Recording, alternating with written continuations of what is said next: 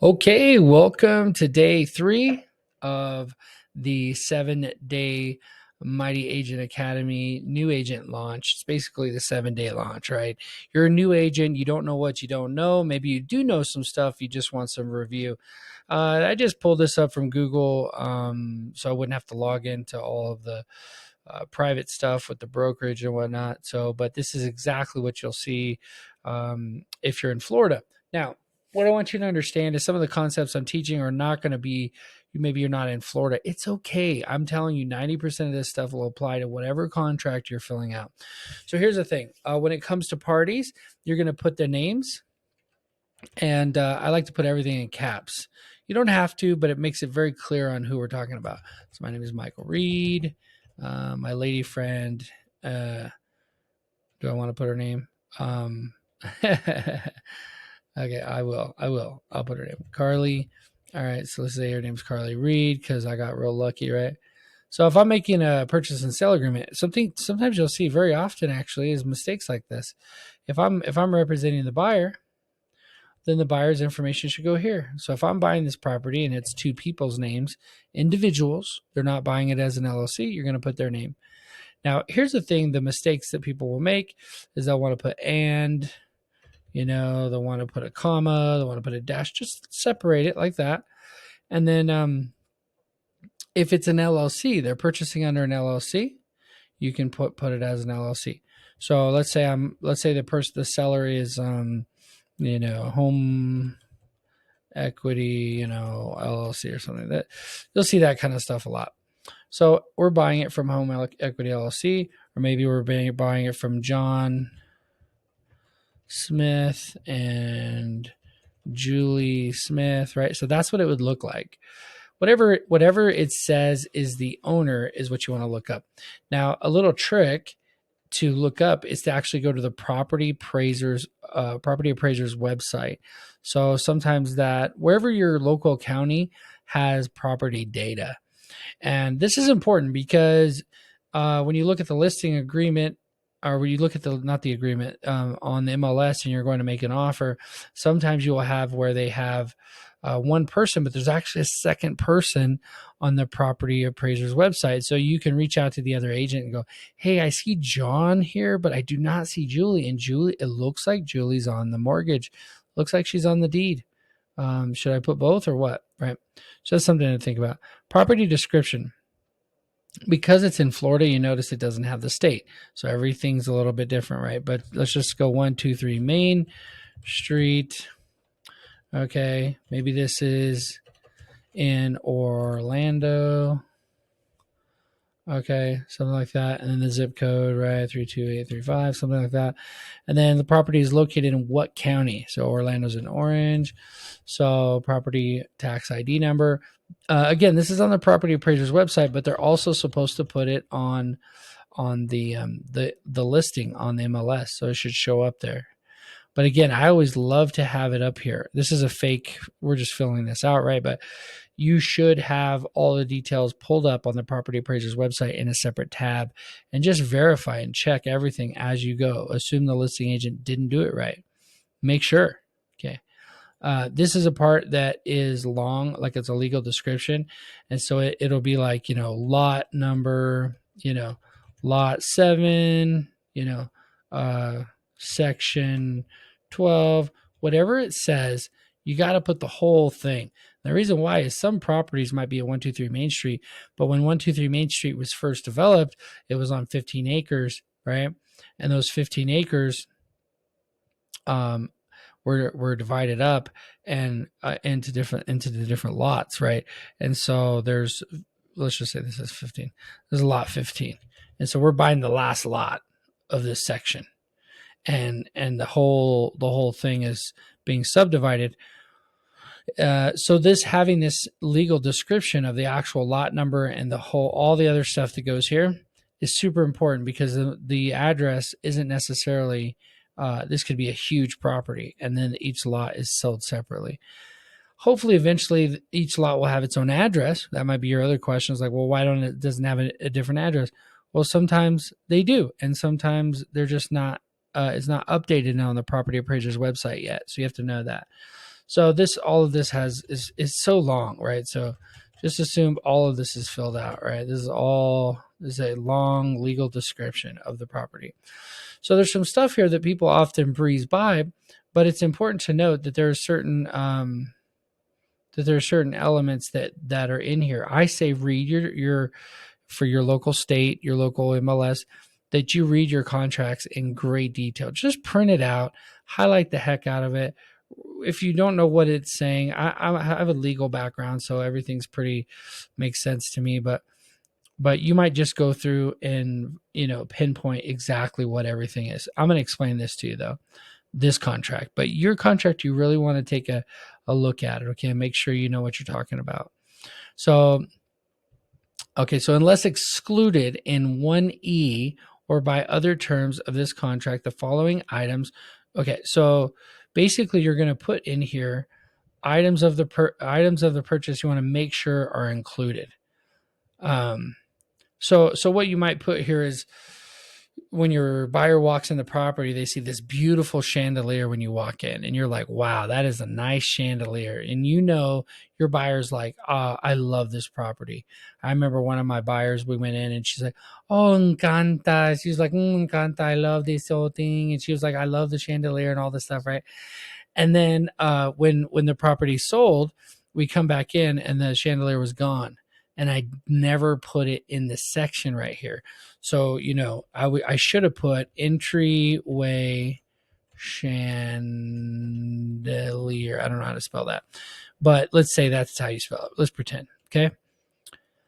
You might say, but Mike, it was affixed to the property. It was a fixture on the property. See up here? This includes all existing improvements, fixtures, including built-in appliances, built-in furnishings attached to wall, carpeting, floors, real property. Okay, but because it's affixed, it's actually bolted. There's a fair argument that says like you need to put that back. That was there, but because it was such an expensive chandelier, it could be considered a feature that could go with the property, right? So we ended up letting it go, and she was fine. She moved in; it was no problem. But I'm just saying, if you want to make sure that thing is included at closing, you have to put it here. So another common thing you'll see is sometimes certain things are not included, right? So the following items which are owned by the seller and existing to the property as the date of this is included in the purchase of ranges of stoves, refrigerators, disposal facility. So you have all this other stuff. Very common. You don't see here washers and dryers. So clothes washers and dryers. So if the washer and dryer is going to be included, washer and dryer are also going to go with the purchase of the home. This could save your buyer a lot of money if they'll include it. And then this right here is following items are excluded from purchase. Maybe this is in the MLS and it says, please exclude side barn, side barn not included. Or you just put side barn or barn, right? It was like a shop, right? Let's just say shop on the east side of property is excluded from purchase. They're going to remove the shop and take it with them. And maybe you want them to remove the shop and take it with them because it's an ugly eyesore. So you put it in here, right? So there's different ways to look at that. Okay, so initial deposit to be held in escrow in the amount. So the purchase price, this could be confusing for a lot of people. The purchase price, whatever it says here, this is the total amount that's going to be paid, including the deposit, including all the other, like this is the total amount you're paying for the property. So oftentimes you'll see here $300,000 or whatever, right? That is the purchase of the property. So $300,000 would be the purchase. If you want to be very clear, sometimes you could put zeros. I almost always would put zeros, including the comma, if I was filling this out like this, so that it would be, there's no question how much I'm offering for the property. And we'll talk a little bit about some reasons why you'd put different things here. But ideally, you're going to put the purchase price, whatever it is you're going to offer. It might be listed for $320 and you want to offer $300. It might be listed for $290 and you're offering $300. But this is what your purchase price, okay? Initial deposit to be held in escrow. People have different ideas about how much this should be, but the way that I do things, it doesn't really matter a whole lot. You could put 1,000, you could put 5,000. I will tell you, as a listing agent, when I see a super low amount, I start to question: can this person actually close on the property? So if your buyer, oftentimes the buyer's like, if the buyer says they're going to pay cash, I will tell the buyer, hey, let's go ahead and go in with 10,000 then. If you're going to pay cash, well, let's do a $10,000 escrow deposit. But the safest way to do this is, what do they call it? The 10% rule, or I'm sorry, 1% rule. The 1% rule is basically like it should be, they should put at least this amount down, right?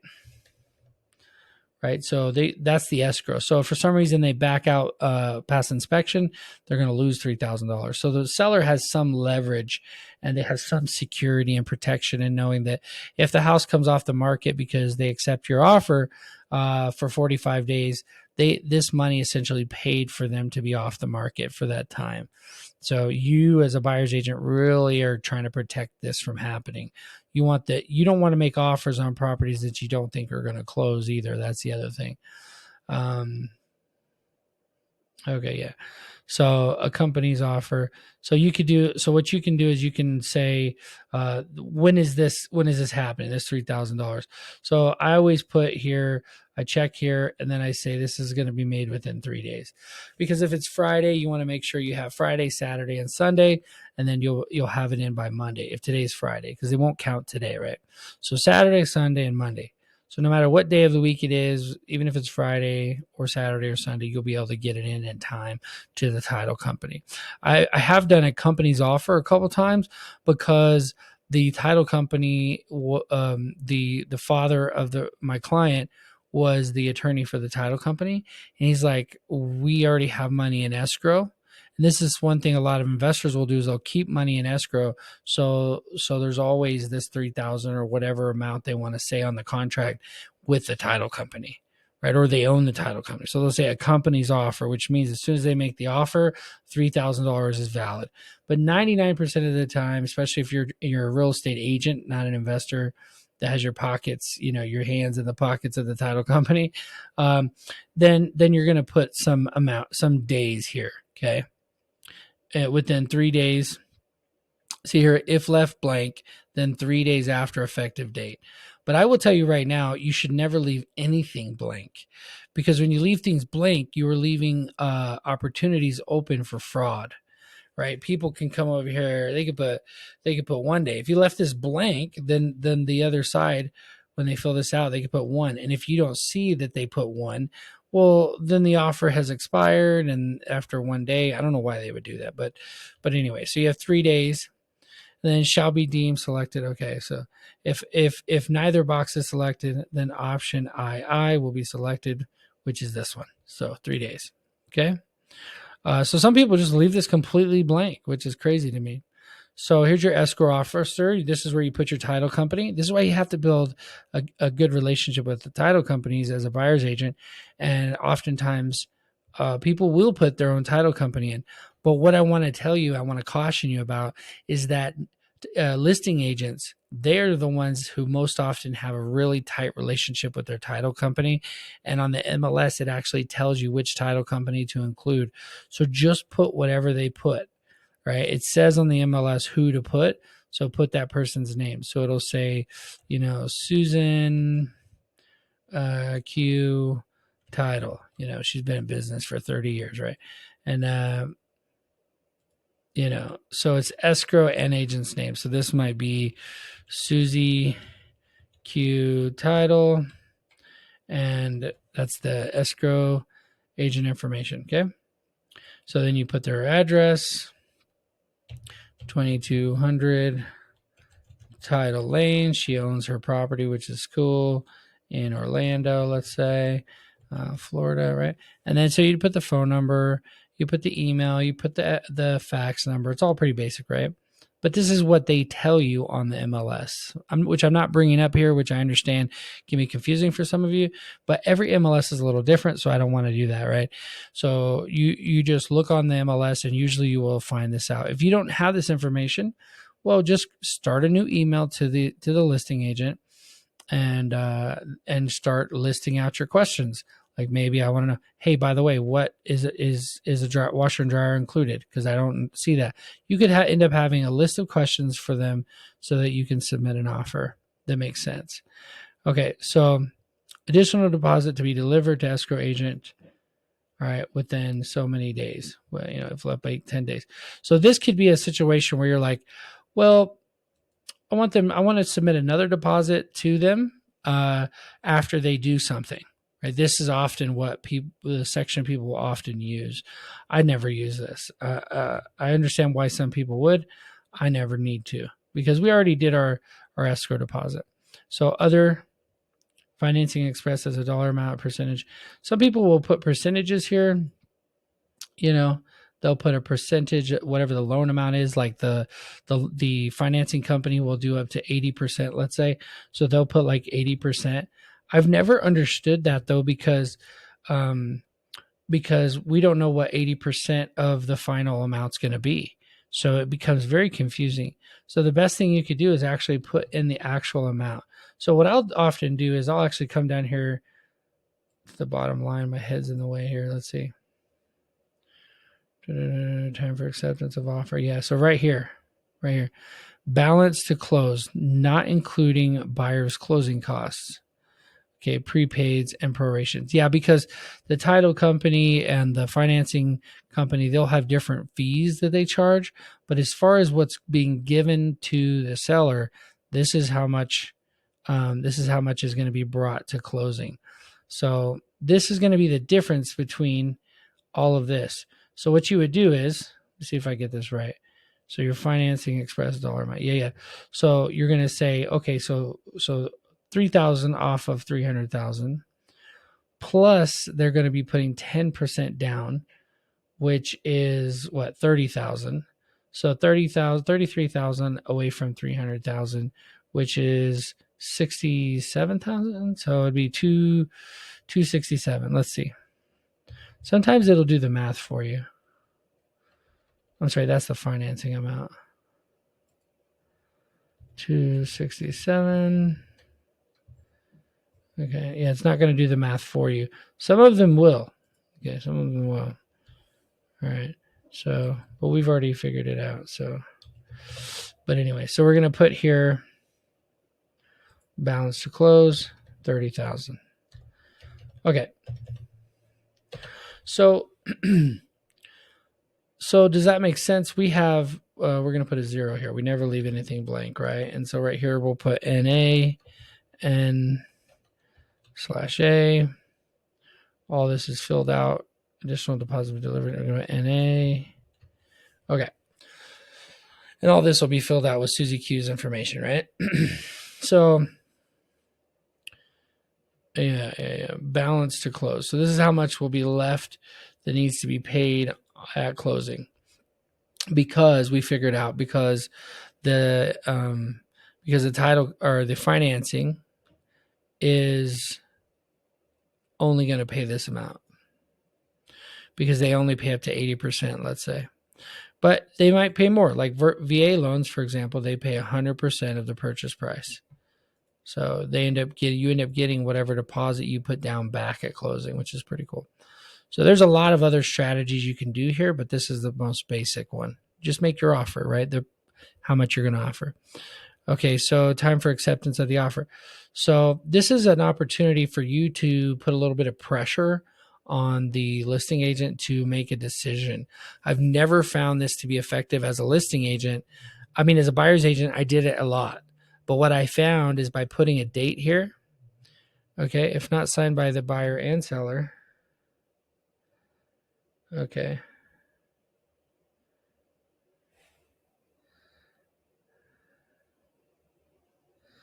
Hold on one sec. On a call. Okay, so if this is not signed by the buyer and the seller, then on or before this date, okay, let's just say we don't have a date here set, but let's just say, the next in the next 3 days, so it would be like 6/30 2024, right? Or something like that. So now they know if they don't sign it by that date, and you could put by a certain time, 5 p.m. Eastern Standard Time, you do some, um, then the offer shall be deemed withdrawn. So basically, all the effort you put into this offer, if they don't accept it by this date, you're withdrawing the offer. So this could be helpful if you're submitting multiple offers, right? You might say, okay, well, you know what? Let's give them until, because our pre-approval letter is about to expire. We don't want to have to do that again. Maybe there's multiple reasons that you might use. Okay, let's see here. Oh, I see. I think my camera went dead. No worries. That's not a big deal. I have been recording videos all day. All right, so let's keep going. So you don't need to see my face anyway. All right, so we have so I always leave this blank, and so it says here though, time for acceptance. Any counteroffer shall be made. As otherwise stated, time for acceptance for any counter offers shall be within 2 days after the day of the counter offer is delivered. So a lot of times back in the day, the way that people would do this is that they would submit counter offers. So instead of just replying via email or making a phone call, they would actually make it super official, which is fine. And they would use a counter offer to return the offer and say, we will accept your offer, but we would like for you to update it and take off the chandelier. We actually don't want to lose the chandelier, right? Where's that at? Yeah, the chandelier. So you'd remove that from the contract and they would be happy with that after that. You would say, okay, we agree to your terms to remove the chandelier, and then you just move forward. You wouldn't have to fill out a whole new contract. But to make things clean, I always filled out a new contract. Okay, so one thing you could do here is you can actually set a closing date. Now, closing dates oftentimes are 30 days, 45 days after the signing. And so one thing you can do, it says here, uh, because you don't know what the closing date is going to be for the title company. So what I would always do is I would look, is this thing going to pop up or what? Oh yeah, I'm trying to pull up a calendar here. Hold on. So, anyway, just pull up a calendar and figure out the Wednesday that is closest to 45 days out, and put that as a date. Okay. And then if you want to do earlier, because the main purpose of this is to give the financing company at least 30 days to process the financing. And it's to give the title company enough time to run the title search so that they can verify the title, right? So that the title, and what that means is that they're looking at the title to see, is it, maybe you didn't catch that it's John and Julie Smith, it's just John Smith. So when they run a title search and they see the previous deed was signed by John and Julie, now we find out Julie's dead and she has heirs, or some crazy thing happens, title is going to go through the process of making sure that this transaction is legitimate, right? And oftentimes you can pay for title insurance too, which will make sure that the property ends up in the buyer's name. The buyer isn't screwed over. There's lots of examples of how buyers have been screwed over that way. So we're not going to fill this out yet, but eventually, when you send it to your buyer will initial here when you send it for the seller's signature. Then the seller will initial and sign. So I didn't put a date here, but we'll just say like 8/15, 2024, whatever it ends up being, like 45 days out. I like a Wednesday, middle of the week.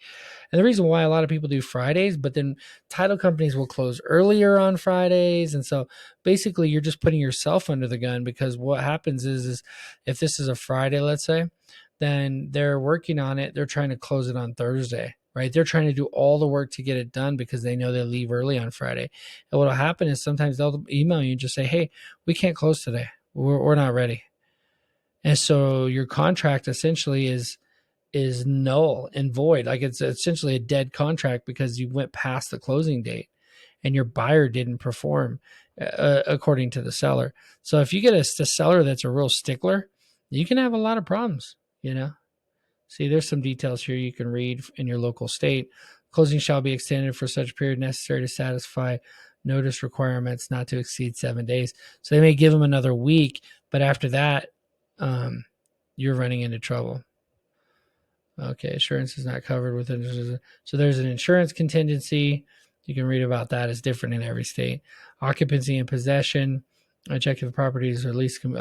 Yeah, so like, hey, we're actually selling this property because we want to rent it out. That might be something you would have to check to make sure that the property, so that the people are noticed, right? So, everybody needs to be noticed before the property is sold. Assignability. This is when you got to be very careful for. Wholesalers will often submit offers on properties, which is fine sometimes, but they will say buyer may assign. So like if I'm a wholesaler, I can say buyer may assign and be released from liability under the contract, meaning their deposit or any other liabilities that they'd have to pay to the seller are just gone.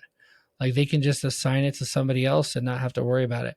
And then may assign but not be released from liability under the contract.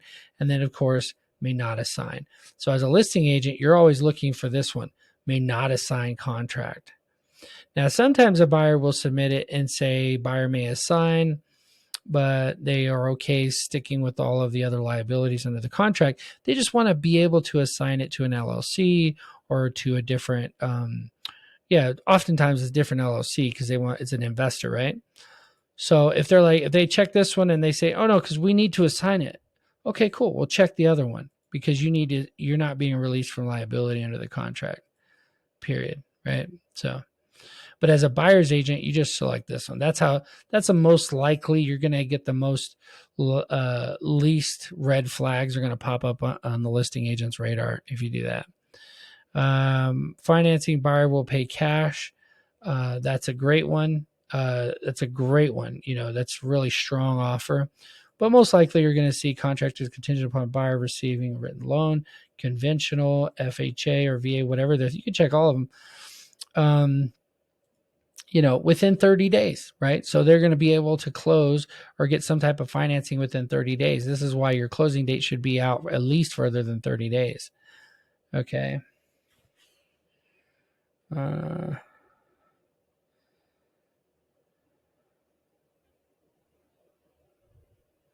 1 sec. So that's the idea with that. And then, all right, so then I'm over here and I'm putting loan terms. So you can set other loan terms. You can change the amount of days, loan commitment dates. You can change those. Oftentimes it's fixed or adjustable. You're just telling them the type of loan that you have. Okay. Let's see here. Buyer shall make mortgage loan application for the financing within 5 days. So this is an interesting one, right? Because ideally you have a pre-approval letter, but a lot of times people will make offers when they haven't even been approved. They haven't even applied with a mortgage officer to receive financing. So this contract is saying that, hey, the buyer will make a mortgage loan application for financing within 5 days or the contract's no good.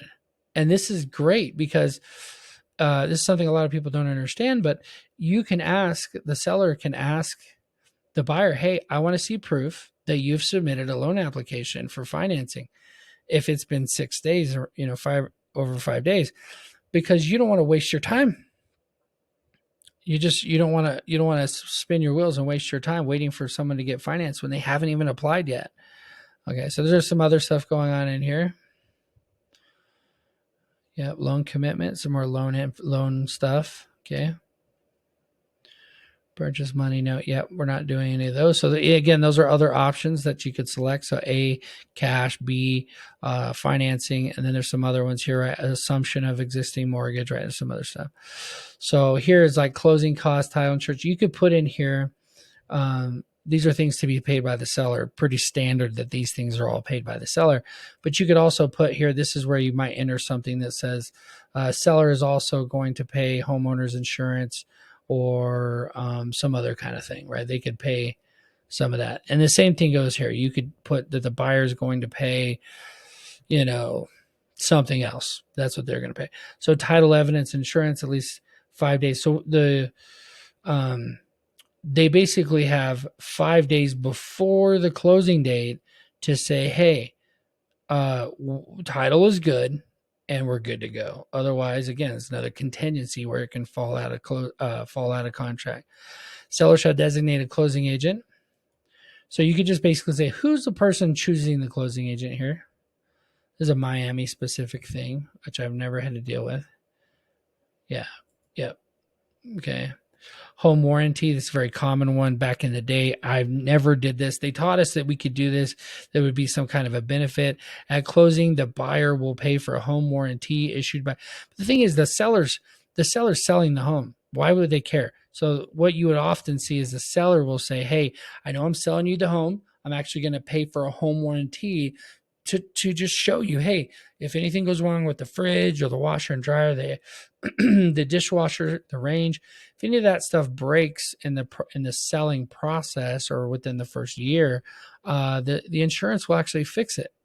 Okay, and there's a lot of other things it covers too. So that doesn't often happen though, depending on the market. Okay, so special assessments. This is often something that, the certain community has, they're trying to put a new roof on all the condos and there's a special assessment. And so you can negotiate and say, hey, you know what, actually, see how there's different ones. So the seller shall pay installments due to alter the closing installments prepaid or due the year of the closing shall be prorated. So it really has to do with like, when is the seller moving out?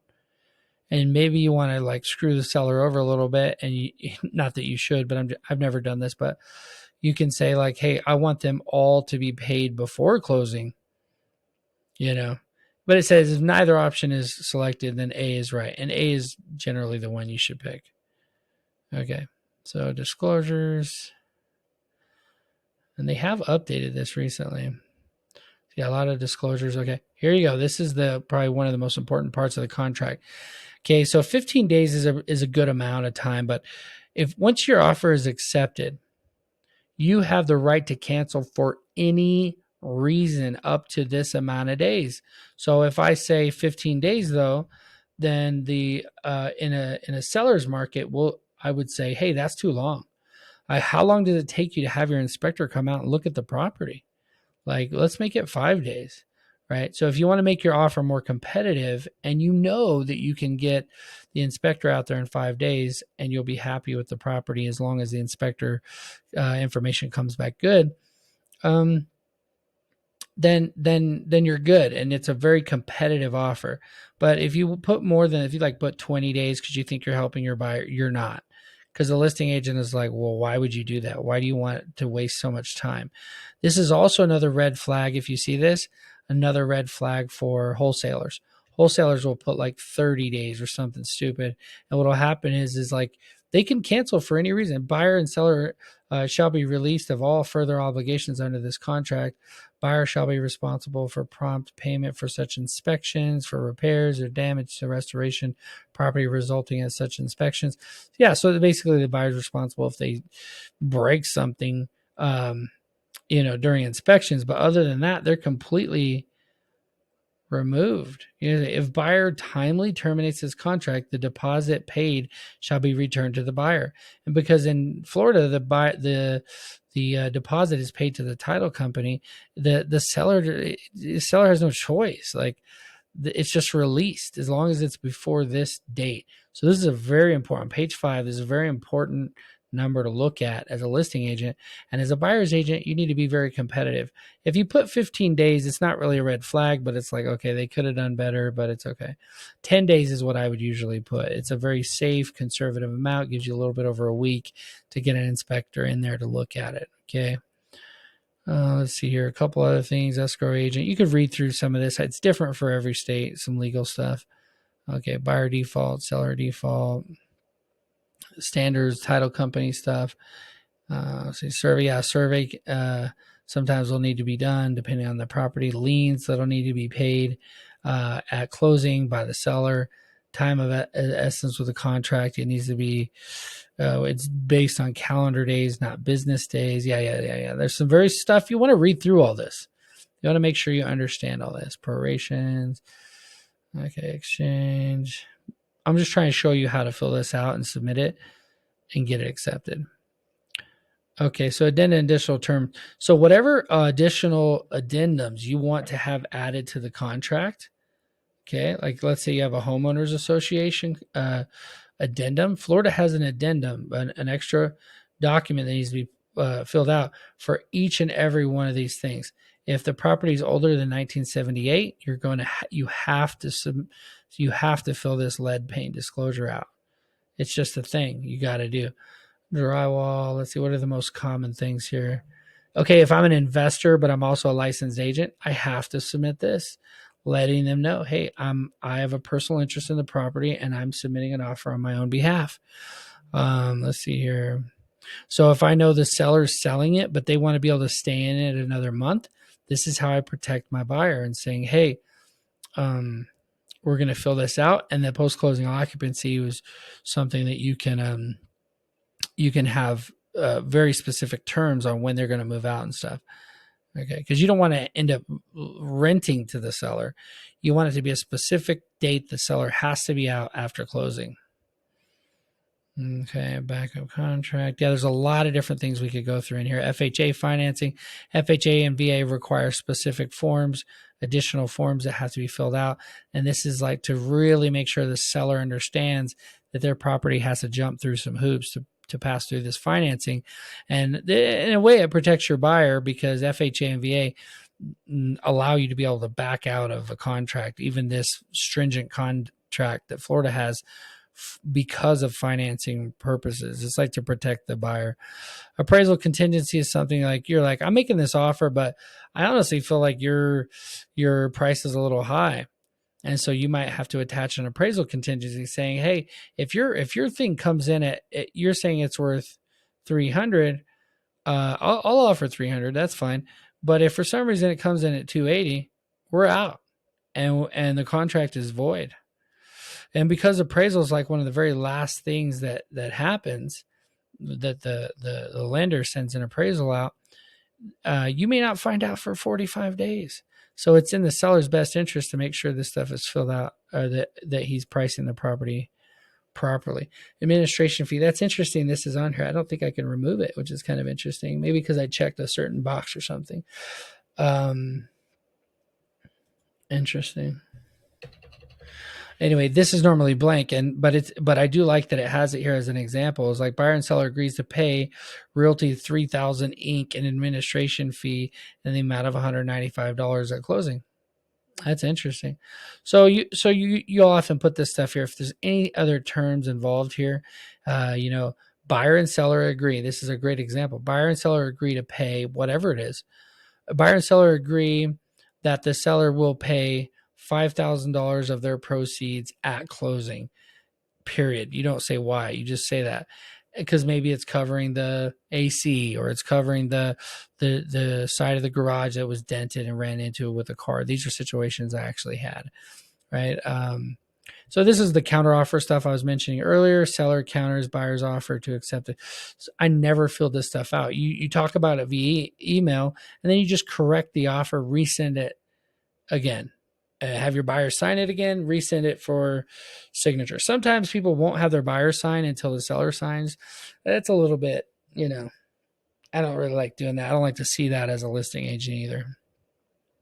But to make things official, they might check this box and just send it back to you. Hey, we reject your offer, which I think is silly, but that's how they do. And then, both your buyers have to sign. The date has to be there for it to be official.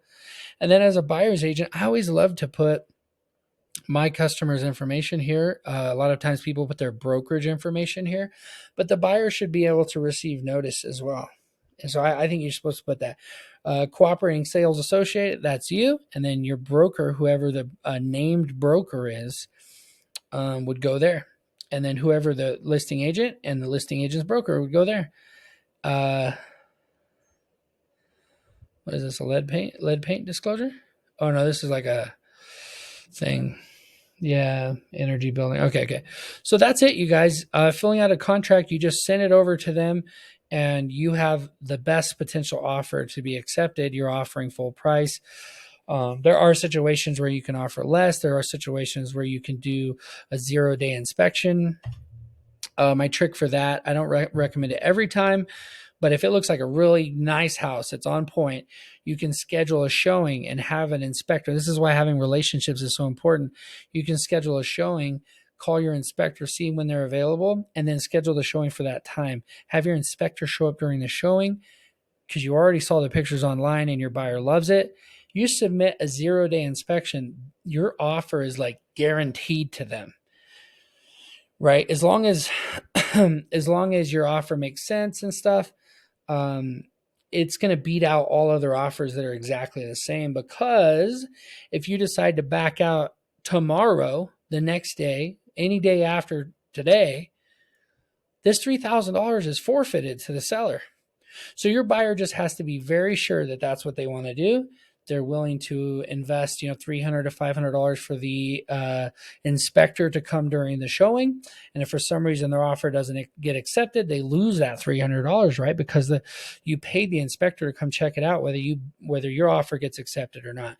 But I've done it probably 12 times, something like that, over 10 times, and every time my offer has been accepted because you have a 0-day inspection. So it's a little bit of a ninja tactic, but on page 5 here, but you only want to use it if it's a surefire thing. The house is in a beautiful neighborhood. It's on point. Everything's new and updated. The inspector's like, man, I want to live here. The house is great. This is a great option. Okay. Thank you guys so much. I will see you guys tomorrow on day 4, and I hope this was helpful. Let me know in the comments what state you're in and what type of contract you're using. If you're in Florida, let me know if this is how you would fill out a contract. Okay. Thank you guys so much. See you tomorrow.